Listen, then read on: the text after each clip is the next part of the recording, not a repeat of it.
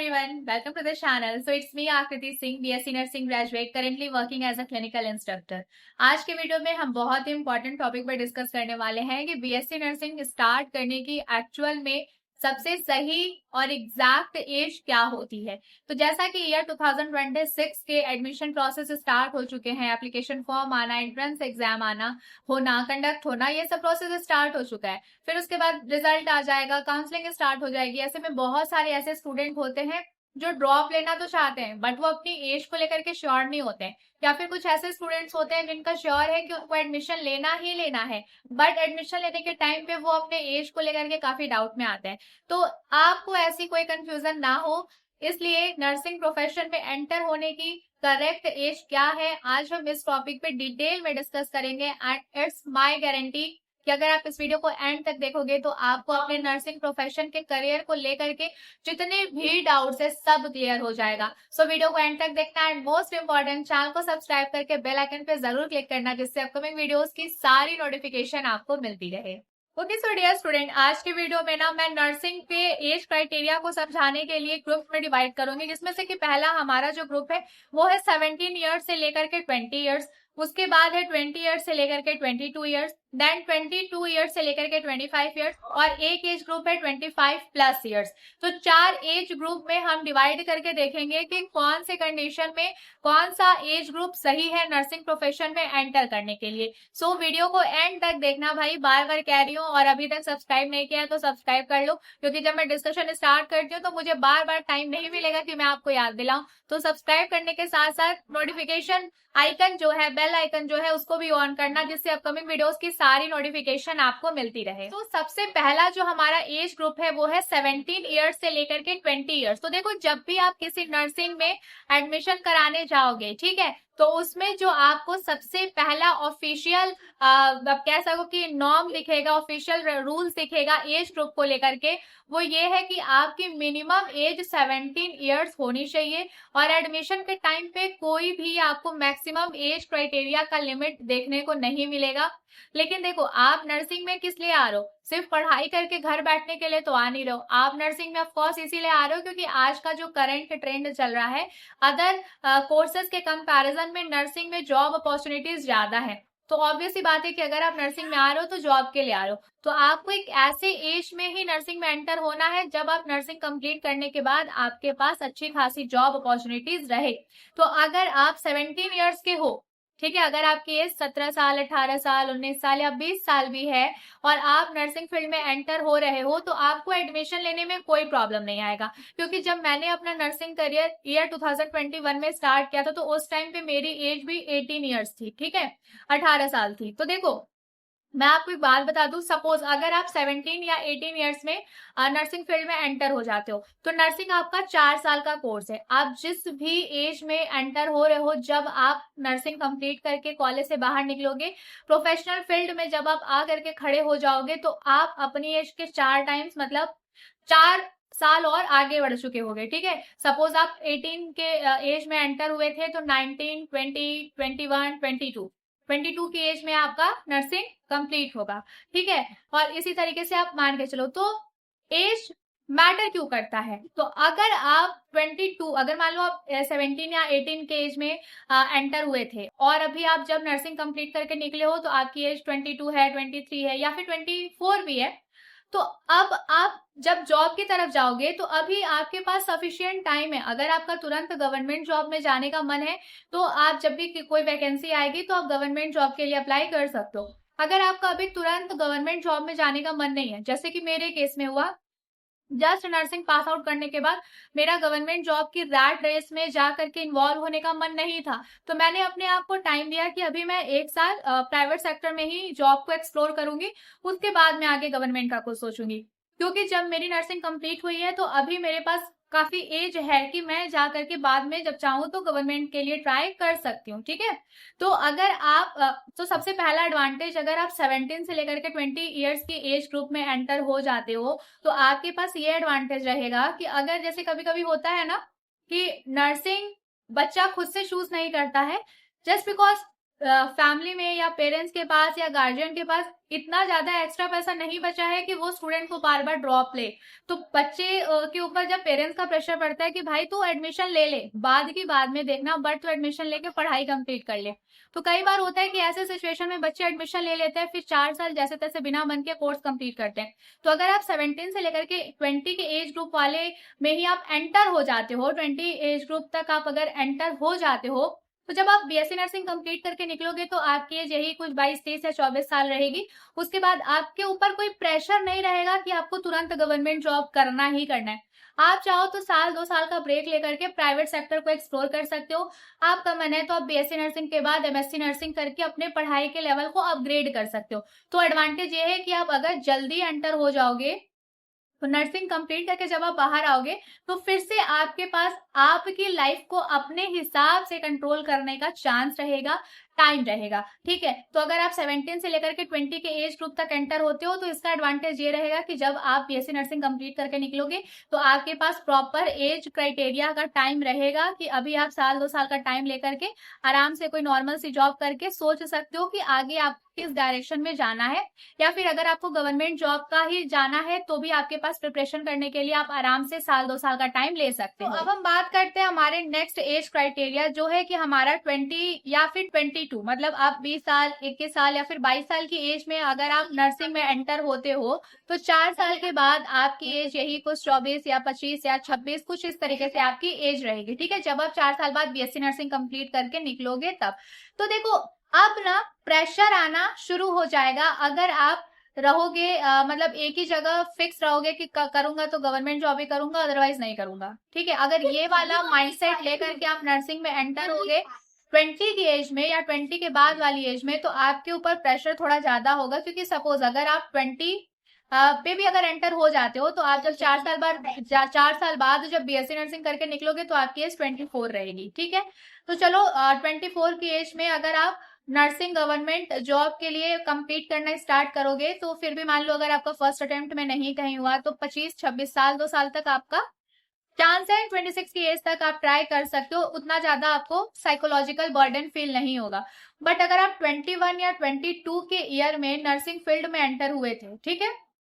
तो उस टाइम पे ऐसा है अगर आप 21 पे एंटर हुए होगे तो 4 साल के बाद 22, 23, 24, 25 के एज पे आप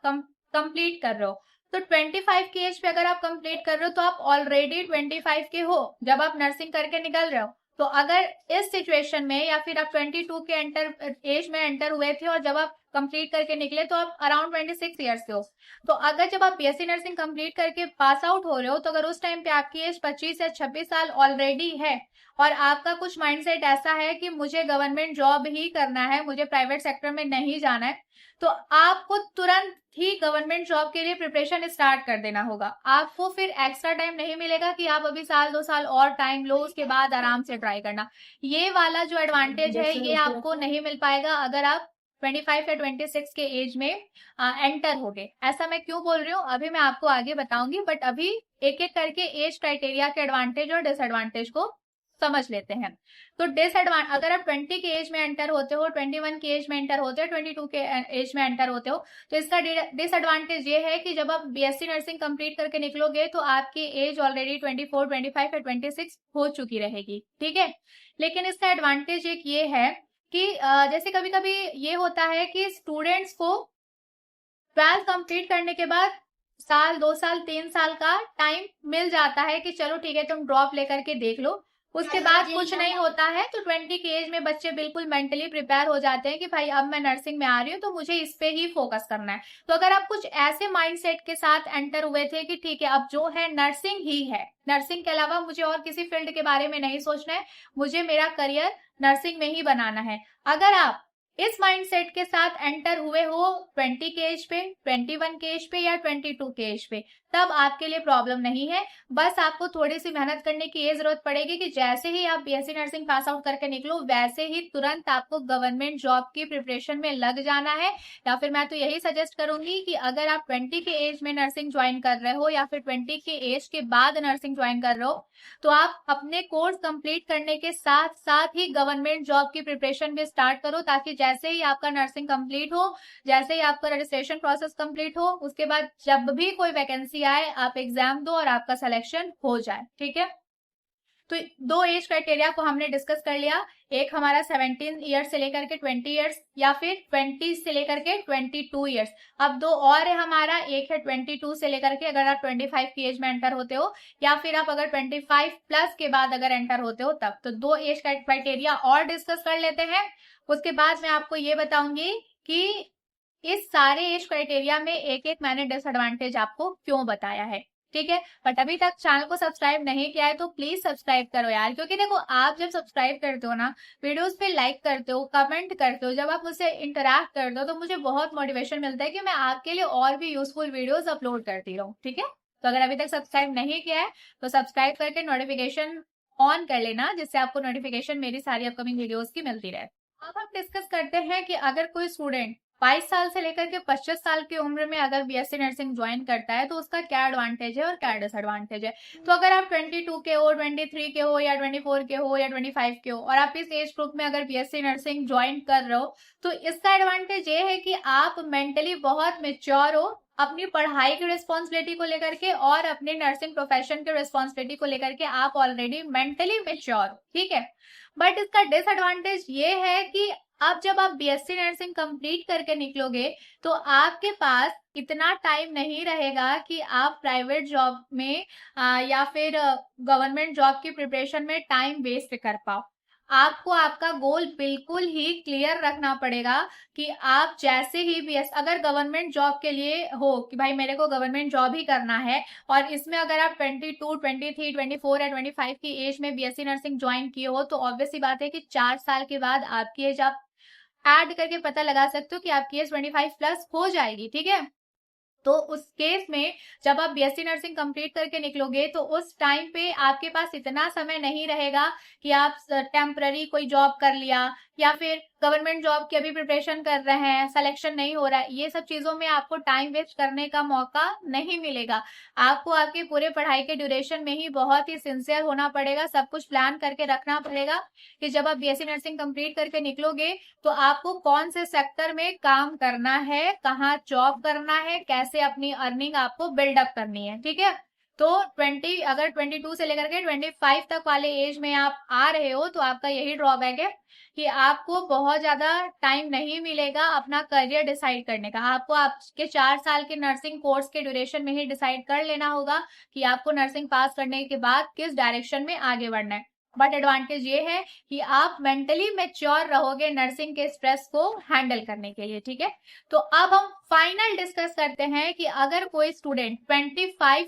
प्लस की एज में है, मतलब 25 साल, 26 साल, 27 साल का ऑलरेडी हो चुका है, और अब वो बीएससी नर्सिंग ज्वाइन करना चाहता है, तो ऐसे स्टूडेंट को ज्वाइन करना चाहिए या नहीं करना चाहिए, अब हम ये डिस्कस कर लेते हैं। माय डियर स्टूडेंट, अगर आप 25, 26, 27, 28, 29 की एज में भी अगर बीएससी नर्सिंग ज्वाइन करना चाहते हो तो आपको एडमिशन लेने में कुछ प्रॉब्लम नहीं होगी। आप आराम से एडमिशन ले सकते हो, आप पढ़ाई कर सकते हो। बट प्रॉब्लम ये है कि आप एडमिशन ले क्यों रहे हो। आप इस कोर्स में एडमिशन इसीलिए ले रहे हो ताकि आपको जॉब मिल जाए। अगर आपको प्राइवेट जॉब करनी है, आपको नॉर्मल अपना बीएससी नर्सिंग कंप्लीट करना है, फिर एमएससी नर्सिंग कंप्लीट करना है, फिर एज ए एजुकेटर काम करना है, तो आप 25 प्लस की एज में भी काम कर सकते हो, मतलब बीएससी नर्सिंग ज्वाइन कर सकते हो। बट अगर आपका गोल बिल्कुल सेट है कि आपको गवर्नमेंट हॉस्पिटल में नर्सिंग ऑफिसर की पोस्ट पे ही काम करना है, और अगर आपकी एज ऑलरेडी 25 है, तो आपको थोड़ा सा एक चीज एक्सेप्ट करके चलना होगा कि देखो अगर आप जनरल कैटेगरी से हो तो मैं आपको बता दूं, यूजुअली जो वैकेंसी आती है उसमें मैक्सिमम एज लिमिट रहता है, कभी कभी मैक्सिमम एज लिमिट रहता है। तो सपोज कहीं से नर्सिंग ऑफिसर की वैकेंसी आई और उसमें मैक्सिमम एज लिमिट 30 मांगा है, मैं आपको एक एग्जांपल दे रही हूँ, ठीक है, 30 मांगा है, और आपने 26 की एज में बीएससी नर्सिंग ज्वाइन किया था, तो बीएससी नर्सिंग कंप्लीट करते ही करते आपकी तो 30 एज हो गई है, और जब आप बीएससी नर्सिंग कंप्लीट करके निकलोगे तो अब आप एलिजिबल ही नहीं हो उस वैकेंसी के लिए, उस एग्जाम के लिए, उस जॉब के लिए जिसमें 30 का मैक्सिमम एज मांगा है। तो अगर आप 25 प्लस हो और अगर आप नर्सिंग ज्वाइन करना चाहते हो तो एडमिशन में कोई प्रॉब्लम नहीं है, बस आपको थोड़ा सा प्रॉब्लम वहां आ सकता है जहां आपका माइंडसेट कुछ ऐसा है कि मुझे करना है तो गवर्नमेंट जॉब ही करना है, तो उसमें आपको तब प्रॉब्लम आएगी। सपोज कोई वैकेंसी आई और उसमें मैक्सिमम एज 30 इयर्स मांगा है, तो आपका 30 इयर्स तो पढ़ाई करते करते ही कंप्लीट हो गया था, तो अब आप वैकेंसी के लिए एलिजिबल एज की वजह से नहीं हो। तो इसलिए एज क्राइटेरिया को लेकर के बस यही प्रॉब्लम आती है कि आप जितना जल्दी बीएससी नर्सिंग में एंटर हो जाओगे, नर्सिंग कंप्लीट करने के बाद अपने प्रोफेशन को मजबूत बनाने का आपके पास उतना ज्यादा मौका रहेगा। अगर आप थोड़ा लेट एंटर होते हो तो आपको जल्दी जल्दी डिसीजन लेना पड़ेगा कि आपको आपका करियर कितना जल्दी स्टेबल करना है, क्योंकि नर्सिंग प्रोफेशन में 30 की एज से पहले ही अगर आप गवर्नमेंट जॉब में लग जाओ तो बेटर है। क्योंकि अगर आपका टारगेट है कि मुझे गवर्नमेंट जॉब ही करनी है नर्सिंग कंप्लीट करने के बाद, तो आप इसको हार्श रियलिटी समझो या कुछ भी समझो, बट मैं आपको रियलिटी ही बताऊंगी।